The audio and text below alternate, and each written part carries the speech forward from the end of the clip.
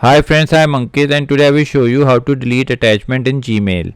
Friends, due to any reason if you want to keep a received email but want to delete its attachments, then you simply need to use a simple trick. So on your mobile phone, open Gmail app. Now here open the email. Now I want to keep this email but want to delete its attachments. So in Gmail there is no such option, but we will use a simple trick. So we will forward this email. So to forward this email, press on this forward button. Now here enter your own email address.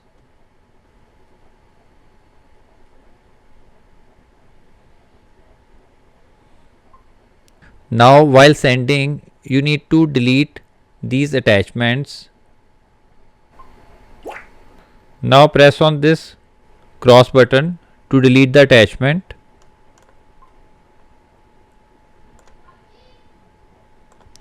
Now I have removed all the three file attachments. Now simply schedule this email. Now press on these three dots. Now here press on schedule send.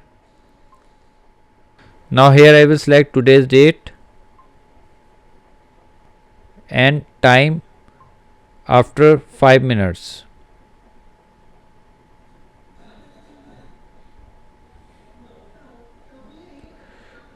And press on OK. Now press on schedule send.